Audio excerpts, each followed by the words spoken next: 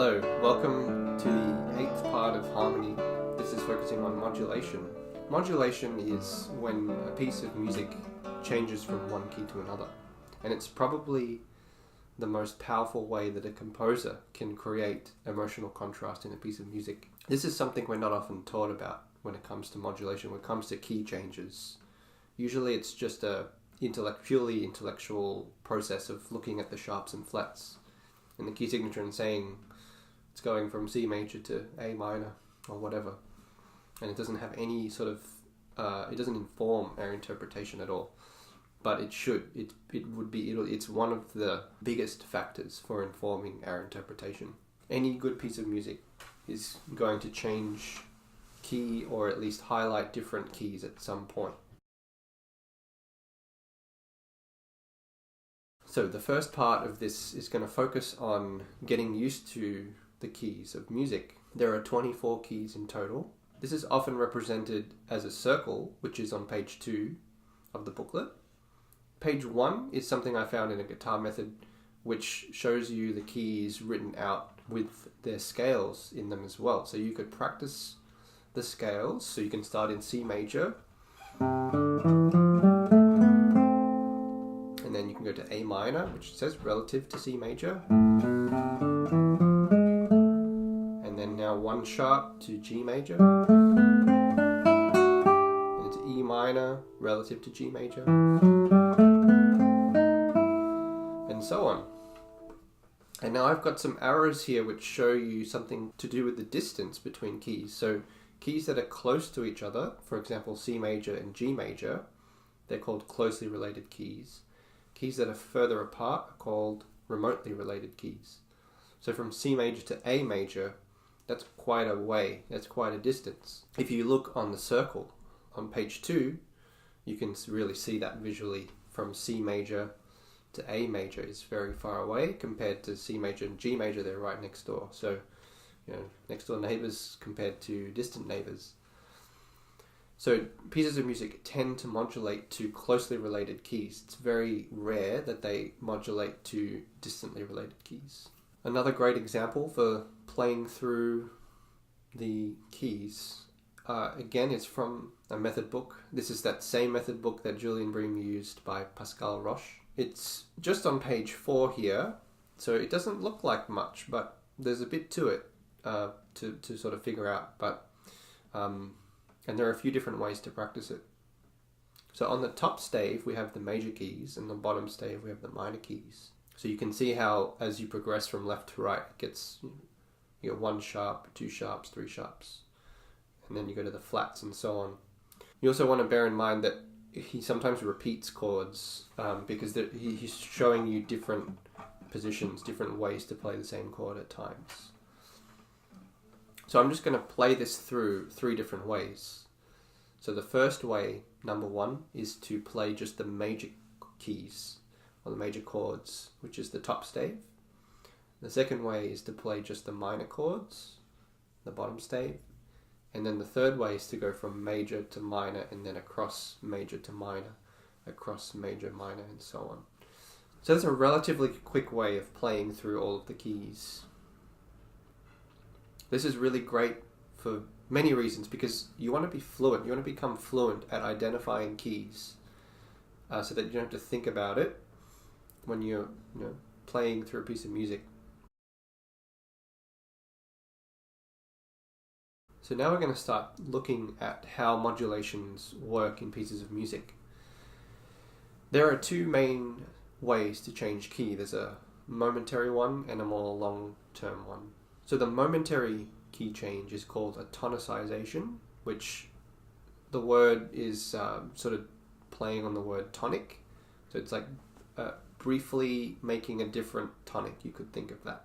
The other type, which is more extended, longer lasting key change, is called a modulation, which lasts for an extended period of time. Tonicization, the quick, the fleeting one, tends to return back to the key that it was in before. So if you're in C major and you tonicize A minor, then you would expect it to go quickly back to C major. Whereas an extended modulation will change key and probably won't return back to the key that it began. So a really great example of both tonicization and modulation is found in source Etude 11 on pages 5 and 6. So I'm just going to play through it for you and talk about the changes of key. So it begins in E minor.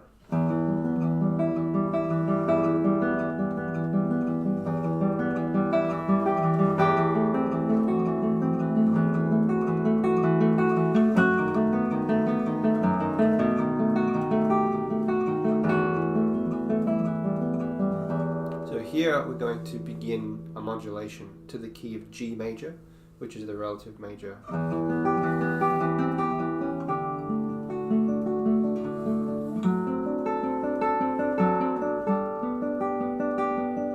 I hope you notice the change of emotion that it has.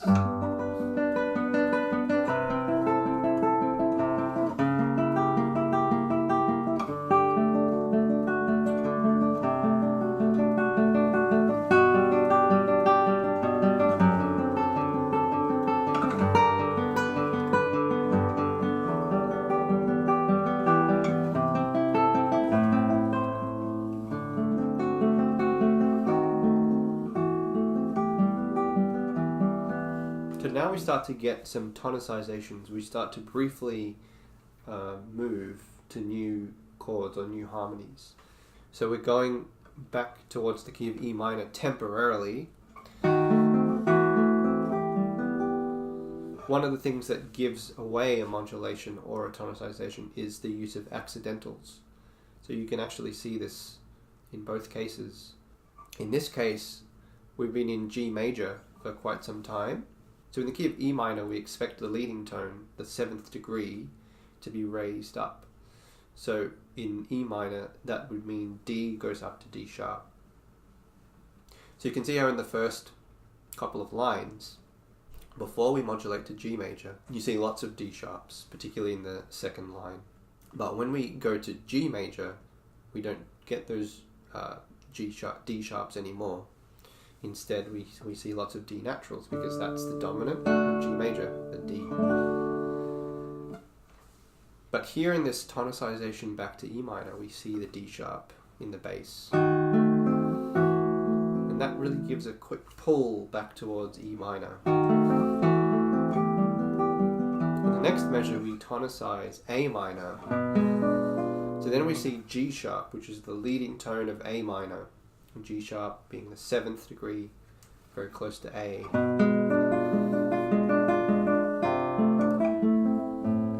And then we go back to G major, so that's why it's a tonicization, not a modulation.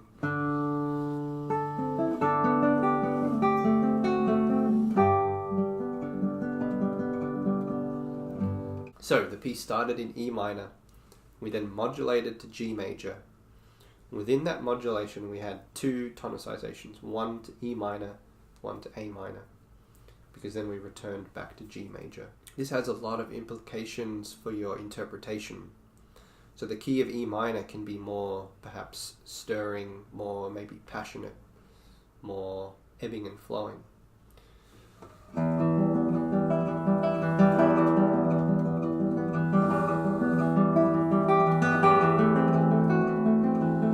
Key of G major could be maybe much sweeter in how you play it.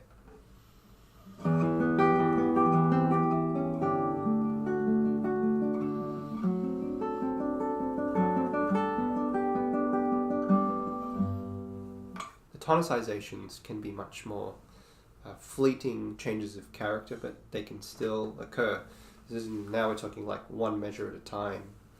So if we go from the G major passage here,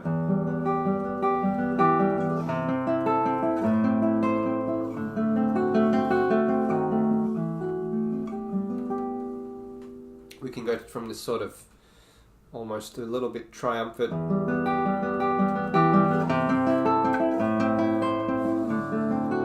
to much sadder sort of feel there, and then we tonicize A minor. So that could have a bit more of a perhaps serious feel to it. Then back to G major, maybe the suite.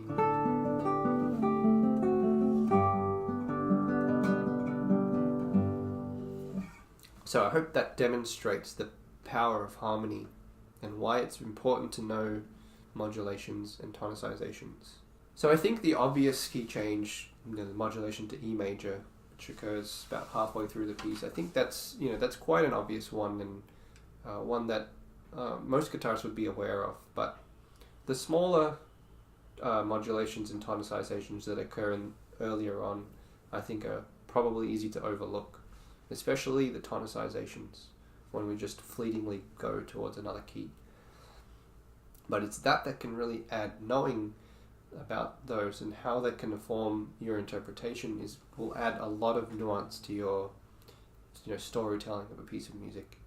So it's just really important to know about this idea of modulation and tonicization. So you might be wondering how we get from one key to another. What's the sort of theory behind it? So one of the easiest ways is to use the dominant chord of the key you want to move to. You can think of dominant chord as the gateway to a new key. So if you're in, let's say, the key of C major, and you want to modulate or tonicize D minor, the best way to do that, the most direct way, is to use the dominant chord of D minor, which would be an A7 chord. So you could go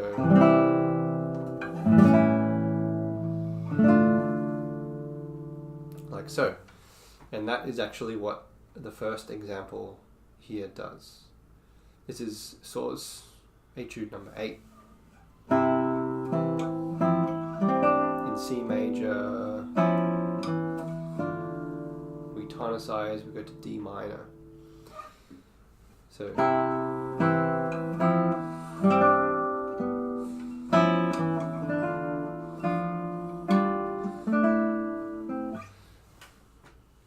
So knowing this helps inform our interpretation, because the key of C major tends to be pure, decisive, and innocent. Key of D minor was described as something like melancholy, grief, pensive nobility, something like that.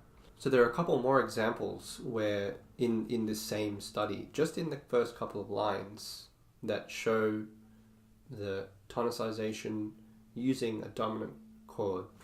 Later on in the piece, the music shifts to A minor very temporarily. How does Soar do this? He does it using the dominant of A minor, an E chord. He then very quickly moves to a G major chord via its dominant, D. He stays on G for a little bit. That's why it's a tonicization, not a modulation, because then we go straight back to C major.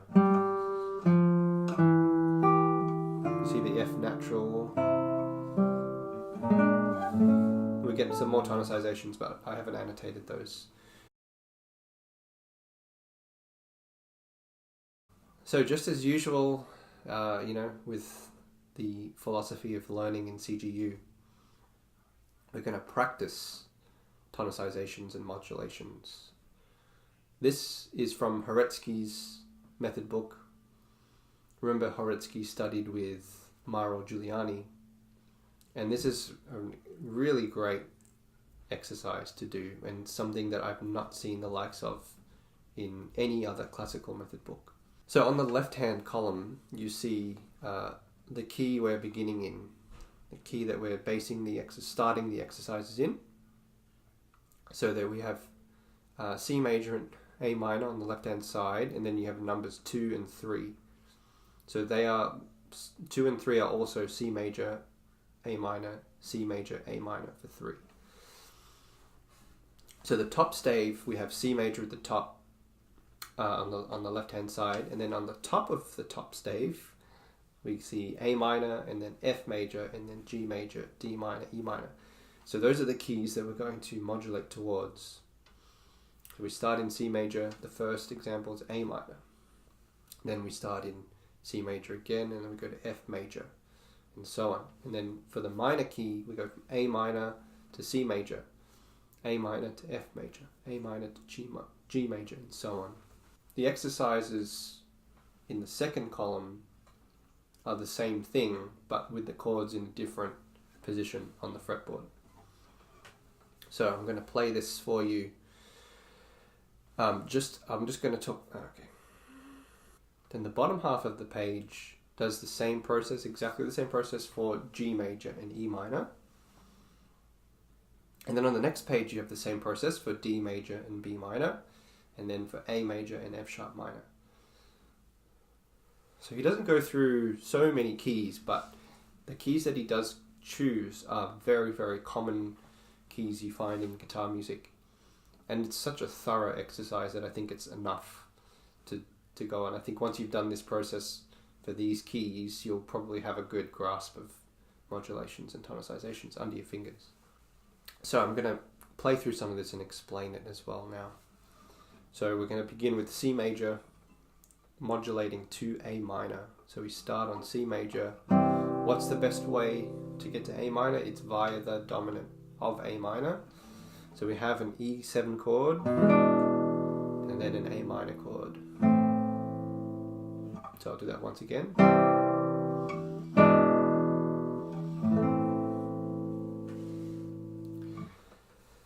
The next example is C major to F major.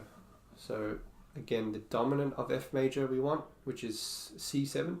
So we have C, A minor, C dominant 7th to F.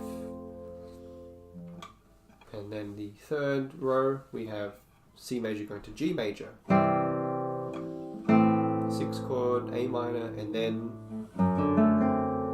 D7 to G major. Play that one more time.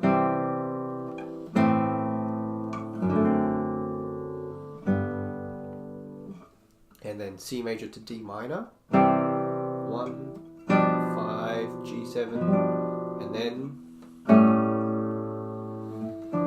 A7 to D minor, the dominant of D minor, A7. And the final one is from C major to E minor, 1, 6, B7 to E minor. So again, the dominant of E minor. The row below that, or the column below that, is the same process, but now we start in A minor. The first one goes from A minor to C major, so it's just the reverse of the top, which starts in C major going to A minor. This time reverses A minor to C major, and then we go from A minor to F major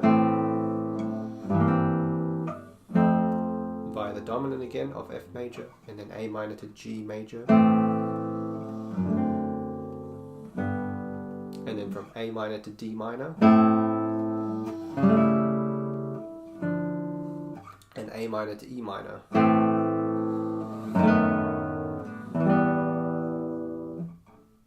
So like I mentioned, the second big row there, marked with a 2 on the left hand side, is the same thing, but with the chords in different positions, different spacings, you could say. So from the first C major to A minor, it sounds like this now.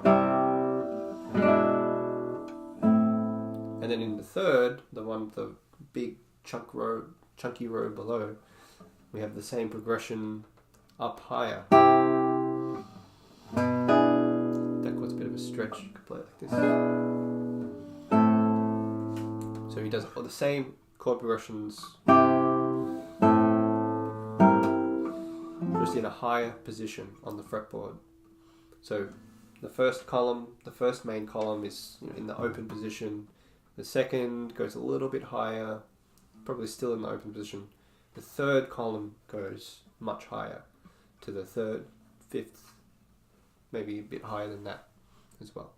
So these are like modulation building blocks. These are the building blocks of modulation. If you understand this exercise, if you practice this exercise and just understand that basic movement, going from one key to another via the dominant of the new key we're going to, you will have a really powerful understanding of modulation, very fluent understanding under your fingers. It's not just an intellectual process. This is the stuff that Giuliani and guitarists like that were probably practicing. So on page 12, there are a couple of studies, again by Horetsky, which focus on tonicizations. So what I'd like you to do is to play them and discuss what key is Horetsky basing the study on, and what keys does he move to temporarily, and how does he get to those keys. And what I'd like to finish up with is the idea of keys and affect. Affect means something that has an effect on you emotionally. So the most important aspect about modulation is that it's the most powerful way a composer can create emotional contrast in a piece of music via changes of key. So I have a couple of pieces, and I have some quotes from 18th and 19th century musicians about the keys that the pieces are in. So I'm going to play through just the A and the B sections and then talk about the quotes quickly.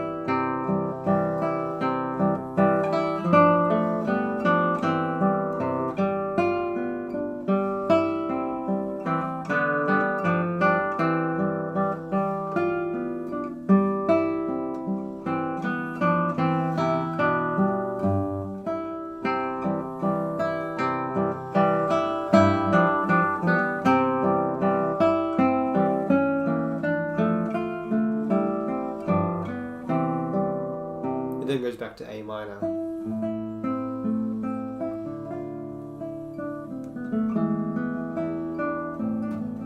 And finishes there. So I hope I was able to demonstrate just through playing the change of key and some sort of change in the character of the music. So A minor was described like so: pious womanhood and tenderness of character, expressive of tender womanly feeling, most effective for exhibiting the quiet melancholy sentiment of northern nations. A minor also expresses sentiments of devotion mingled with pious resignation. Now, these two quotes are from completely different sources, different countries, different times, but they're saying very similar things about the key of A minor. Probably the key takeaway words are tenderness and quiet melancholy. So if you just think of those words and play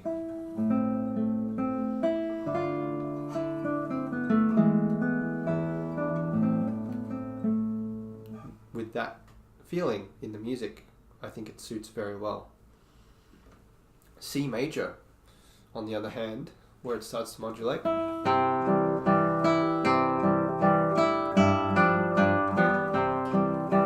that was described as a pure, certain, and decisive manner, full of innocence, earnestness, deepest religious feeling. Completely pure. Its character is innocence, simplicity, naivety, and children's talk. State of nature, virginal chastity and purity, lovely innocence of youth. Again, three quotes that say very similar things, but they were written in different countries, different times, probably maybe at least 50 years apart from each other, maybe 50 to 80 years. So do you think that C major in this case is reflective of pure, certain, decisive, innocent, simplicity, children's talk?